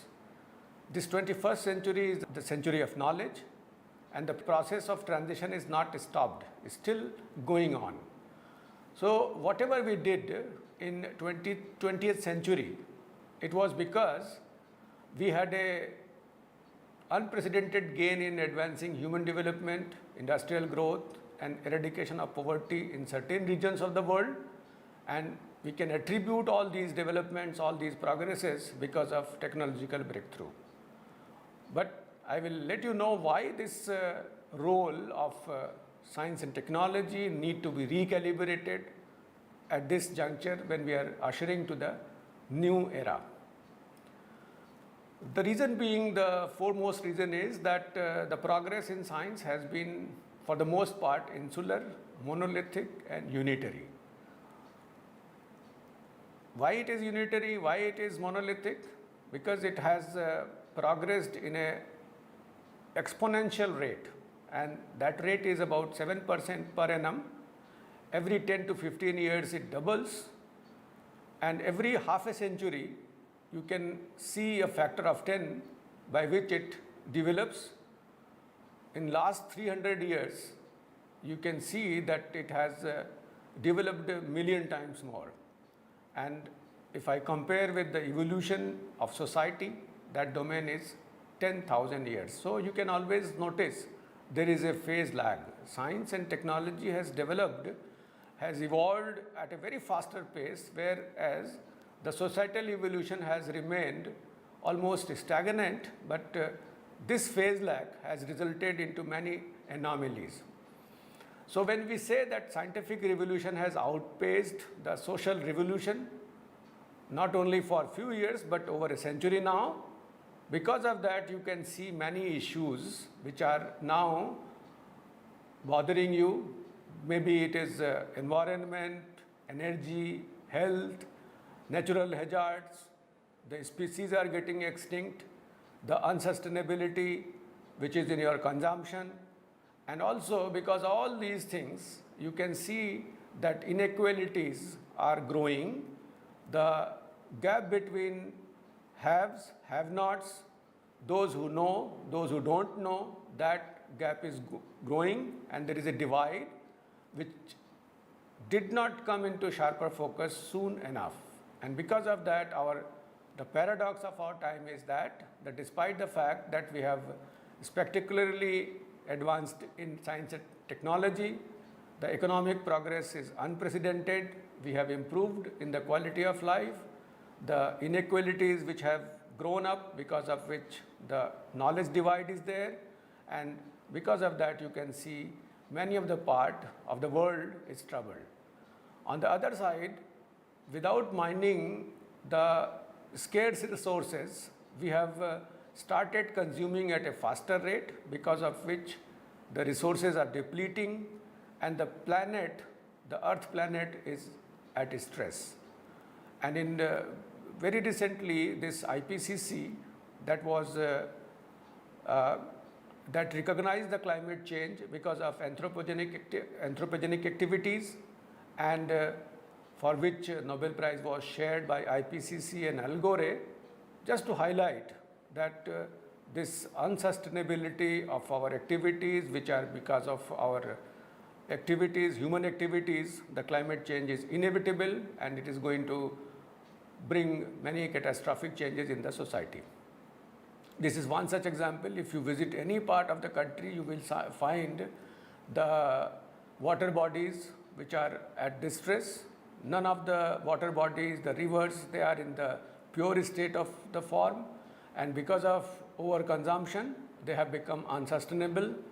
Many of the cities across the world, even Delhi, that becomes gas chamber. It is difficult to survive in those days when the humidity and also this fume, the gas exhausts keep people bothered. The air quality becomes poorer, and sometimes it also helps many such problems which are due to this. So what we call, these are the effluents of the effluent. What we can do without using the single use of plastics, we are using without knowing how this is going to affect the environmental pollution, how the environment is going to get degraded. And very recently you might have also come to know that there was a foam which was floating when Eastern India people, they wanted to have a festival in Yamuna. So Yamuna was converted in a different, like we used to say it is foam filled with the foam. And many of the rivers, for example, Varanasi is known because there are two rivers, Varuna and Assi. Assi river is almost converted as a nala. So that is another issue which is bothering you, and we have to be mindful. The other important thing is the health and human being, they are affected because of epidemics, because of several terminal diseases, and because of the quality of life. The aging population is on the higher side, but we are not able to sustain their activities, and this is one such area in which we need to worry, and that is many of the species, they are getting extinct. So why this is happening, we need to look at this part, and because of that we have to have the phase lag which is there between societal lag and also societal evolution, and also the technological development need to be minimized to make people understand that we have to work for the sustainability of this earth. Another important dimension which has been added is because of the shrinking time domains. Way back in 1830 when Faraday discovered about the Faraday's law, it took more than 50 years to get it implemented in terms of some kind of technology, electricity. The DNA model which was proposed by Watson-Crick, 20 years took for genetic engineering to take forward. Very recently when carbon nanotube by Ijima came in 1991, within 10 years it got implemented in logic circuits. So what you can notice that in the last 30 years, and if you compare the last 15 years, 5,000 years, the last 30 years are the years which have generated more new information as compared to the previous 5,000 years. So that is another area in which the time domain has shrunk, and you could see the number of different revolutions which took place when mechanical production started, the first industrial revolution, then second industrial revolution, then the third industrial revolution, and now we are at the brink of the fourth industrial revolution, which is based on cyber physical systems. So at the end of 18th century, this industrial revolution 1.0 came. Beginning of the century, this 2.0, 70s, 3.0, today it is 4.0, and the complexity level is increasing. The other important thing is that when we started working with the basic telephone, it took 75 years to reach to 100 million customers, but the games which are coming, the online activities which are going, in 1 month we can reach to 100 million customers. So that is another shrinking the domain, and for this the changes which are there due to the fourth industrial revolution, we need to have different kind of employability skills. So these skills are necessary to survive in 21st century, because the trouble which is there, the troubled world because of this knowledge gap, because of the galloping consumption.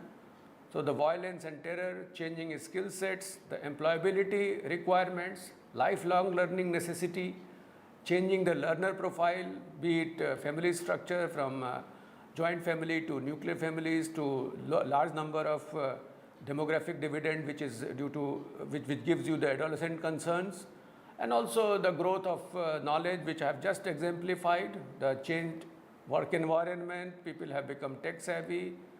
We have to look at different ways by which we can access information, and also assessment can be done, and that necessitates the changes in our curriculum or pedagogy. We are also requiring different kind of thinking skills. It was not only rote learning which was predominantly utilized by the learners. We have to experiment, we have to compare, we have to invent, we have to go for critiquing, we have to go for interrogating, we have to go for judging. So these are some of the higher order thinking skills which need to be worked out, and you could see the earlier pedagogy heavily relied on the lower level of competencies, that was remembering, understanding, applying. So they were the lowest level of competencies. But in coming days, when we talk about the new higher thinking skills, we need to know about how we can analyze, how we can evaluate, how we can create. Creativity should be there, and because of that we need to change in the assessment forms. And for that, the focus in the new age science is not only addressing human needs and concerns, but also there are many opportunities which are described in form of UN Millennium Development Goals, for example, hunger, health, education, environment, that are linked with the global change research programs, that is climate change, energy issues. So the education system should be geared up to take the challenges so that this Millennium Development Goals can be attained.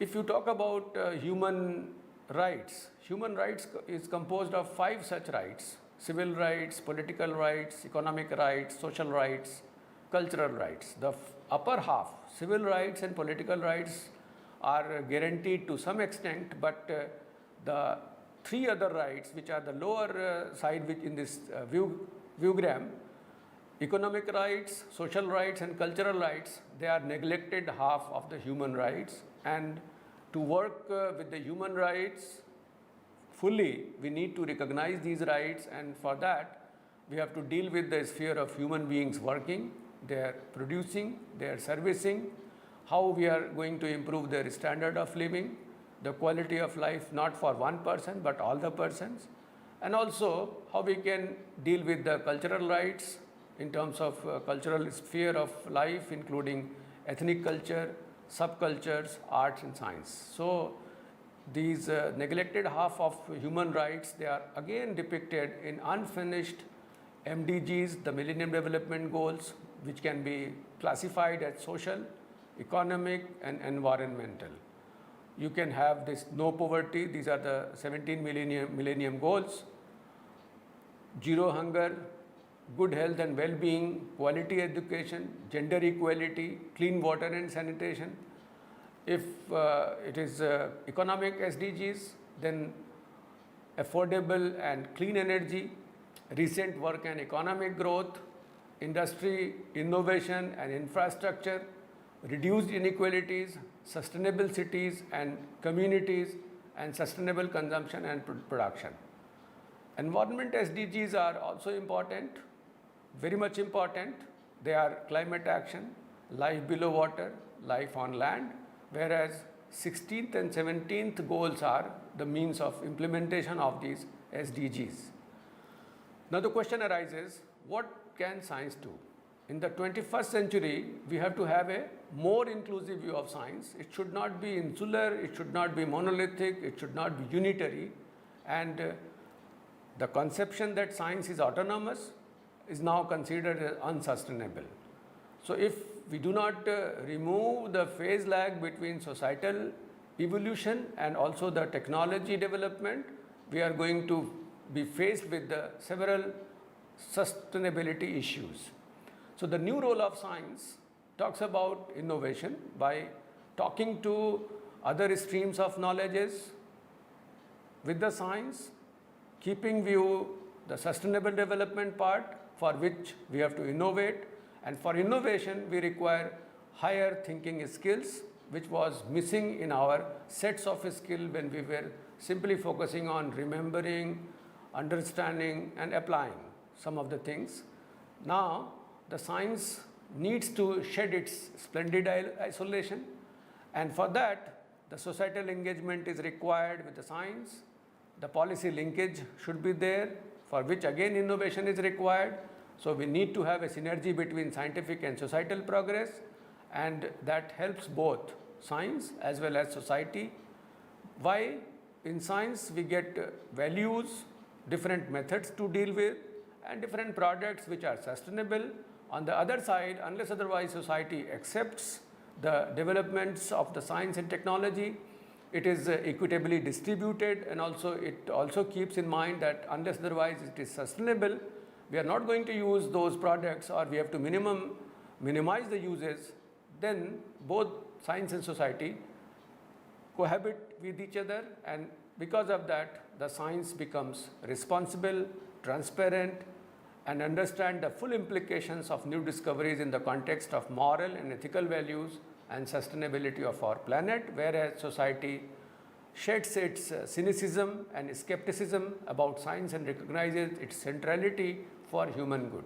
So that means the compartmentalization of our education system, in which those who used to study only science, or even in the sciences, the branches were divided into biological science, life sciences, or mathematical science, or physical sciences, they were not talking to each other. And the problem, or the real problem, the solution of these real problems lie at the interface of many disciplines. It is not limited to only one discipline, for which we need to train a particular segment of the society or the student by simply giving some knowledge about the know-how, or giving the technical know-how to understand the technique and apply the technique for just for the sake of applying the technique. Instead, we should have good appreciation that where several such techniques will be required, by which we can actually solve the real problem and find out the problem which are needed for the sustainable development of our country. Another important thing is that if you look at the pass percentage and also the learning outcome, if you are good at understanding, the chances of failure will be minimum. If you don't understand, definitely the student is going to fail the examination. On the other side, this quadrant also gives you kind of feeling that if you know better, if you have a good understanding, you will pass the examination. So on top, both the things are same. Like if you understand better, the chances of failure will be minimum and chances of passing will also be reasonably good. But why I am concerned about the fourth quadrant, and that is I am being modest, that poor understanding is there, but the people are passing the examination, and that number is not less number. That is also a sizable number of people who without understanding they write the examination and they get the pass certificate. So that is a matter of concern for all of us, and unless otherwise we ensure that the student has understood or the learning outcomes are achieved, this will be a simple example of getting some kind of certificate without knowing much. To handle those issues which I have just summarized, the new education policy has come forward with a new vision, and that vision is nothing other than the Takshila, the Nalanda vision. When we had all these things, that this policy is talking about holistic education, the futuristic education, the flexibility in our system that gives you value-based quality higher education, promoting access, equity, affordability, accountability, and also on top of that quality. Everything is required for developing good, thoughtful, well-rounded and creative individuals by enabling them to develop their character, ethical and constitutional values, intellectual curiosity, scientific temper, creativity and spirit of service. So if these are the attributes which are there, then only we can think that our education system has resulted into a student who is a good human being and can be considered as global citizen. So the concept of Vasudhaiva Kutumbakam is only possible if we have well-rounded individuals who are trained for their values, for their all-round development, with having all kind of intellectual curiosity, and that is what is needed out of this system.